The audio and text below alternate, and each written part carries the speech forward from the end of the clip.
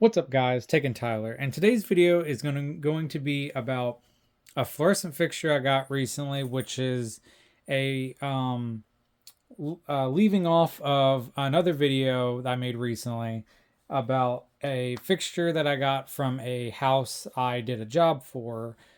Quick little explanation: went to a house to rewire their outdoor unit. Outdoor unit was wired up with the wrong gauge wire and the wrong breaker size. He had two old lights in his basement. He was talking about remodeling his basement at some point, and it had these two fixtures, and I had to save them. And we made a deal, and I got them, and I'm super happy about the two fixtures I got. So, I did the video of the other one, which the other one was a dual F20T12 fixture, really cool, nice older fixture. But this one is even cooler. Now, this one also worked perfectly fine, but just like the other one, also is going to need some TLC.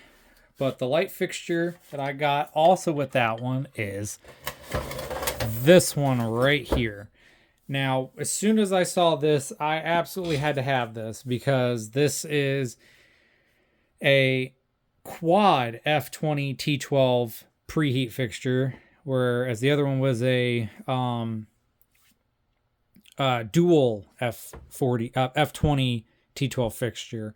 But this one I would guess is somewhere in the realm of being a half piper, which I know the half piper fixtures are already pretty difficult to find. And I would imagine the 2-foot versions are even more difficult to find.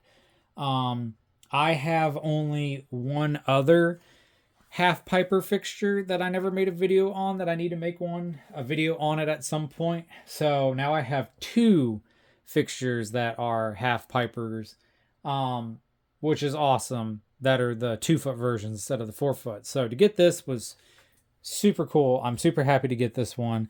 Like I said, definitely needs some TLC. It's covered in layers of paint just like the other one.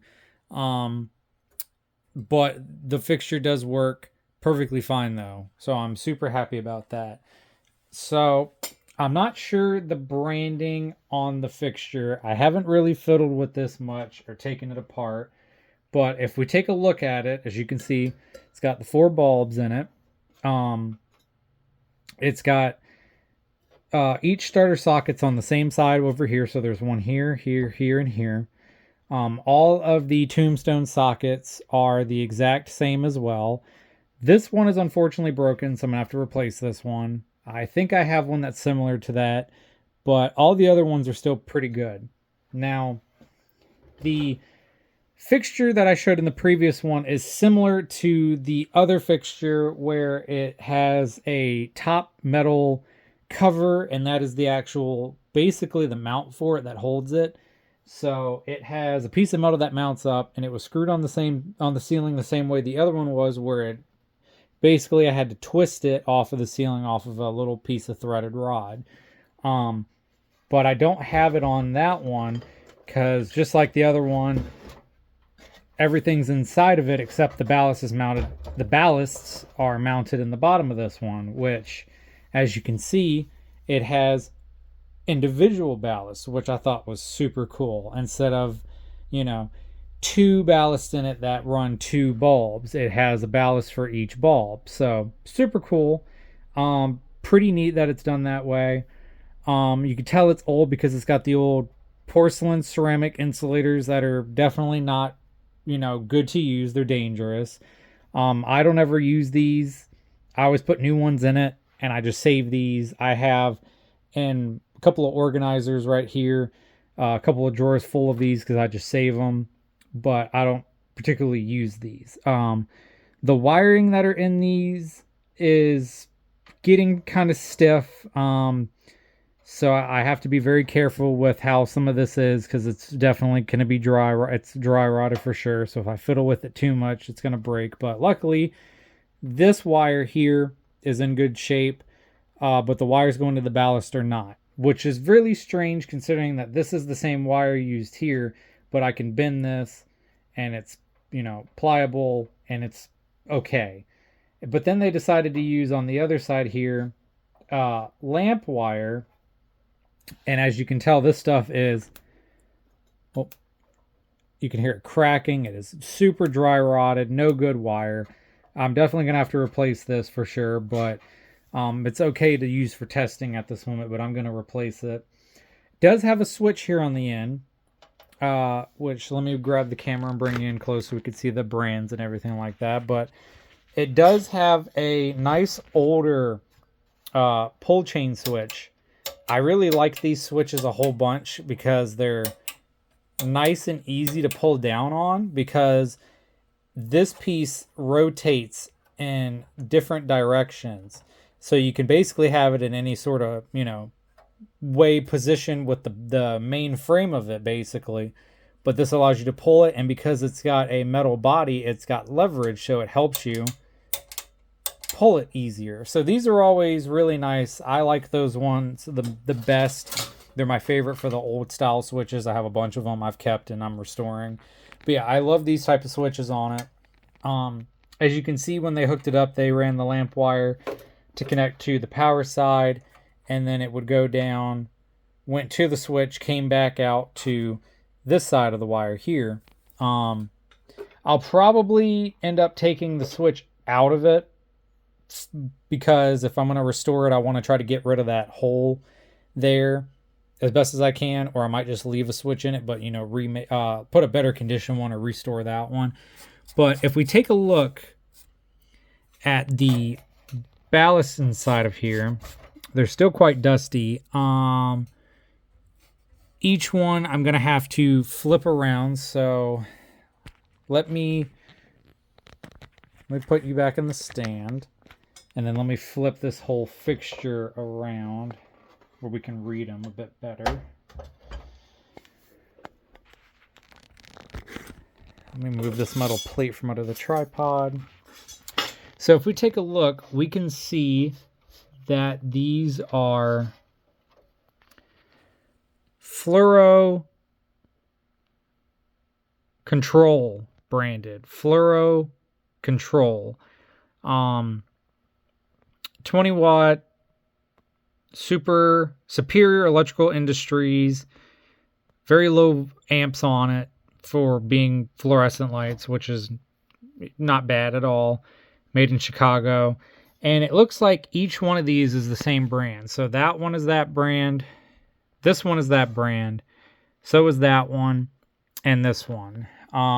Fixture is in pretty good shape. You can tell it's got rust and it's dirty, and it needs to be restored to get all this paint off of it. But besides that, though, overall in good shape. Couple little bent pieces. Like I said, the end caps need to be rebent back. They're in pretty bad shape for the fact of just being bent, covered in paint.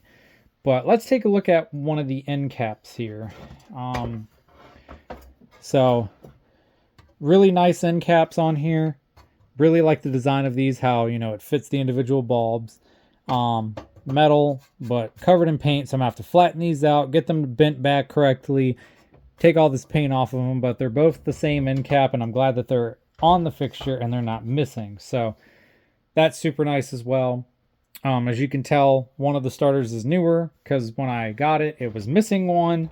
So one bulb didn't work, which made me kind of wonder if one side of the ballast didn't work, or if one of the ballasts didn't work. But luckily, they all work. So I'm really happy about that. Not too sure the branding of the end caps, with the screws being absolutely just covered in paint. I cannot get those off right now to take a look at the tombstones on them, but they're probably either going to be GE or 1110 or whatever.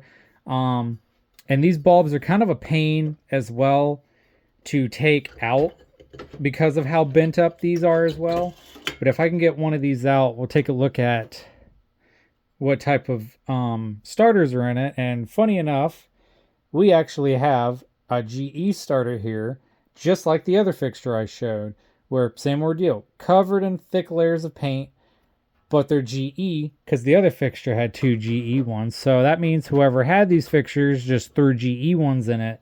So I'm gonna say that basically all 3 of the ones here are GE, and then I put that newer Sylvania one in it.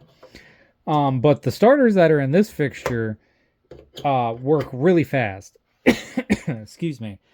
I don't know if it's a mix of these bulbs and the ballast and the starters, but compared to the other light fixture, how slow it was starting up, this one is quick, um, which is surprising. But let me get the connections made up here for power. And I don't know if the switch is on or not, but we will go ahead and plug it in. And yes, the switch is on. And there we go. All four of the bulbs came on, no problem. This one had a little bit of a hard time starting, but it could be a mix of that starter with the age on them. But all of them came on, no problem at all, with some very nice starter sounds coming out of it with the pings. So great. I don't know if the switch on it actually works. I haven't tested that, so we will test this here now to see if it works. And yes, it does work. So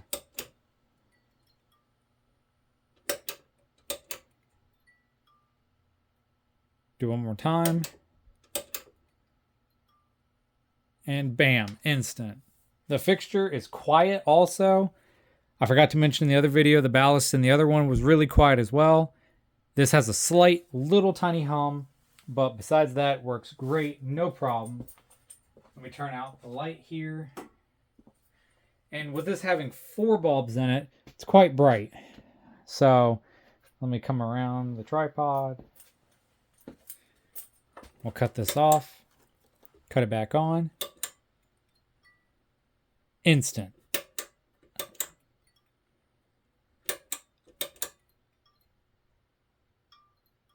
One more time after that bulb strikes. But yeah, this fixture works phenomenal.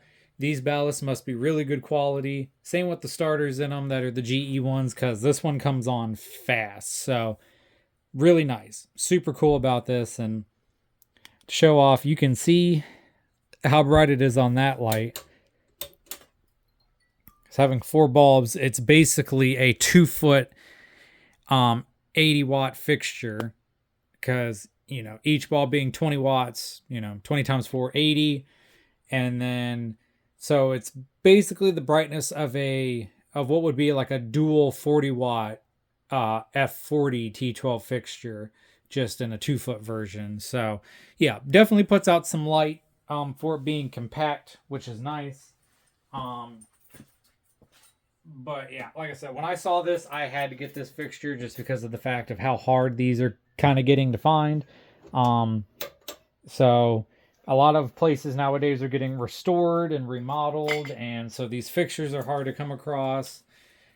I mean, I went to recently in town to a store near my house, and next door had a building for sale in the shopping center, and that building still had a like whole area, like the whole front main of the store was just covered in the original quad F20T12 fixtures that were the hanging ones. And so I thought that was really cool that that building still had its original lights in it. But unfortunately, I know when the day comes that someone buys it, it's going to get all gutted out and thrown away. So hopefully when that day happens, though, I can come and save some or get some of them before they get tossed too. But yeah, no, it's nice to find these fixtures in these old houses and try to get them. I know there's a couple of houses I've been in recently that have older fluorescent fixtures I need to go back and offer to replace for the people, so I can have the old ones, because anytime I find these, I want to try to save these. So, you know, if you're a collector and find these lights, save them, you know.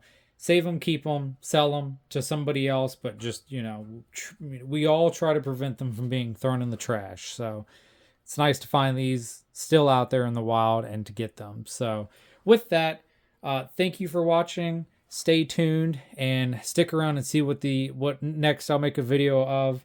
I'm going to start trying to pump out more videos here soon, since I have a whole bunch more stuff. Very exciting stuff that I've gotten recently. So again, stay tuned and see you in the next one, and thank you.